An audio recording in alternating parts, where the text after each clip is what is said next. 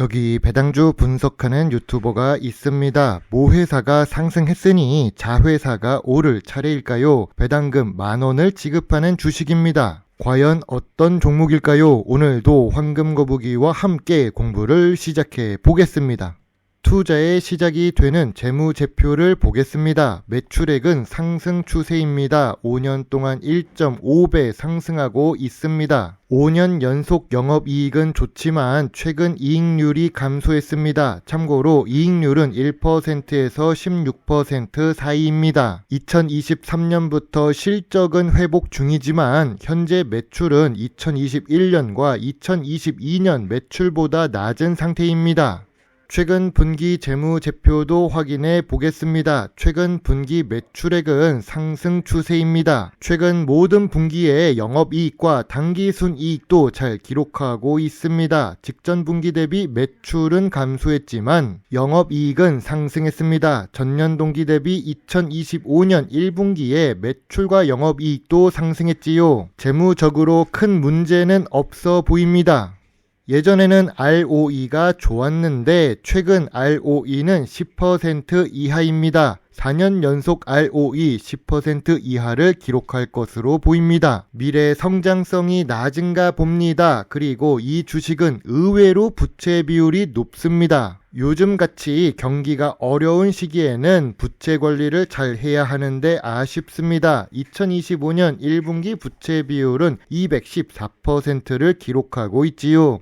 오늘 분석할 종목은 효성 TNC입니다. 효성 주식은 52주 최고가를 기록하고 있습니다. 다른 효성 자회사는 주가가 높게 상승하고 있는데요. 자회사인 효성 TNC의 주가는 왜 오르지 못하고 있을까요? 아무튼 효성 TNC는 섬유 및 의류 업종에 속해 있습니다. 그리고 배당 주식이며 시가총액이 1조가 넘는 대형 주식입니다. 좋은 재무제표를 가지고 있지만 아쉬운 재무 안정성과 아쉬운 ROE를 기록하는 효성 TNC입니다. 2025년 실적이 개선될 것으로 예상 중입니다. 의식주 중에 의류 관련 주식은 망하기 어려운 사업에 있습니다. 하지만 높은 부채 비율은 항상 조심해야 합니다. 기업 기호를 보겠습니다. 2018년 효성의 섬유와 무역사업 부분에서 인적 분할로 설립되었습니다. 섬유 의류 사업과 무역사업을 함께 합니다. 주요 주주가 53% 보유하고 있고 외국인은 16% 투자 중입니다. 국민연금공단과 노르웨이 국부펀드도 투자 중인 것으로 보입니다. 효성 TNC는 의외로 수출을 많이 하고 있습니다. 수출 비중이 80%대 후반입니다. 그 이유는 주력 매출이 사실 무역이기 때문입니다. 철강 및 화학 제품 무역을 합니다. 그래서 영업이익률이 낮았나 봅니다. 의류 및 무역 업종은 연구개발 투자의 중요도가 낮습니다. 그래도 미래 성장성 상승을 위해 연구개발 투자 금액은 조금씩 상승 중입니다. 하지만 효성 TNC의 연구개발 투자 금액은 매출액 대비 매우 낮은 수준이라서 크게 중요한 자료는 아닙니다. 효성 TNC의 강점입니다. 글로벌 브랜드 크레오라는 스판덱스 시장을 선도하고 있습니다. 다양한 사업 포트폴리오를 가지고 있지요. 섬유뿐만 아니라 무역 사업도 하니까요. ESG에 투자를 잘 하고 있습니다. 친환경 제품도 개발하고 매출 규모도 2조 수준입니다. 효성 TNC의 약점입니다. 재무 안정성이 낮습니다. 수익성도 낮은 편입니다. 매출액 대비 낮은 영업이익률을 기록 중이지요. 경쟁이 심화되고 있습니다. 글로벌 섬유 시장에서 경쟁이 심하고 특히 저가 경쟁에서 불리한 상황입니다.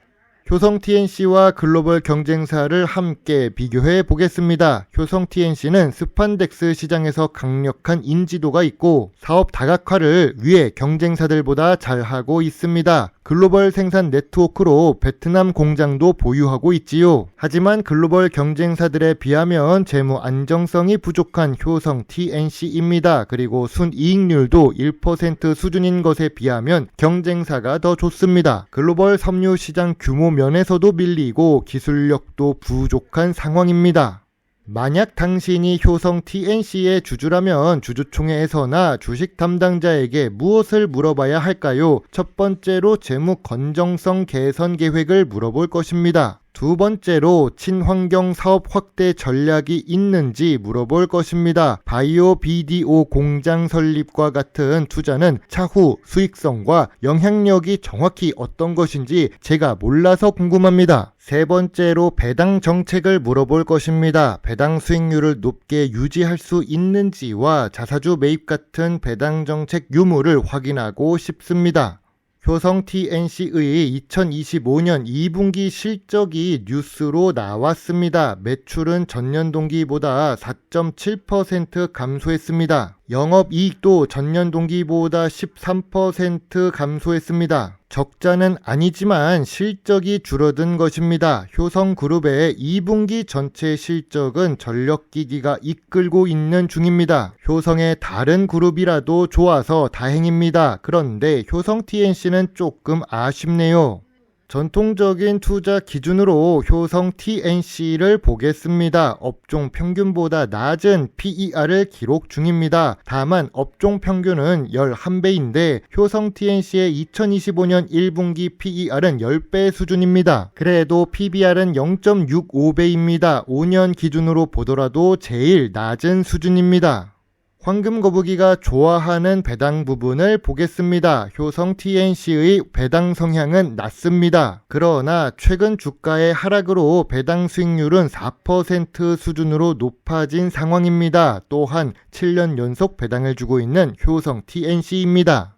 아쉽게도 효성 TNC 주가가 저점 구간도 아니고 저평가 구간도 아니라고 봅니다. 저평가 구간은 19만원부터 23만원 사이입니다. 그러나 매물대는 40만원에 있습니다. 이렇게 매물대가 높은 이유는 2021년 주가 급등 시기에 많은 투자자가 물렸기 때문입니다. 그리고 이 매물대를 넘기면서 상승하기가 어렵다는 것은 2023년, 2024년 주식 차트로 확인이 가능합니다.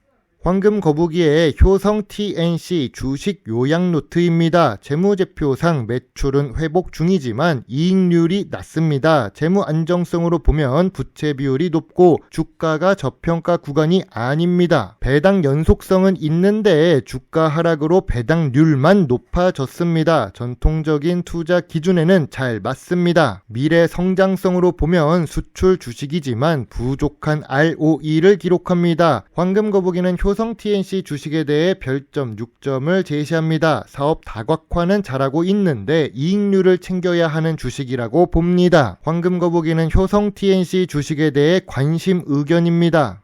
만약 의류 사업만 하는 주식이라면 투자 생각이 없습니다. 그나마 무역 사업을 하니까 관심을 가질 수 있지요. 저평가 구간으로 내려오면 소액을 관심 가져볼 생각입니다. 물론 저평가 구간의 하단 부분입니다. 투자의 책임은 매수 매도 단추를 누른 본인에게 있다는 것을 잊지 말아주세요. 배당 주식을 좋아하는 황금거북입니다. 감사합니다.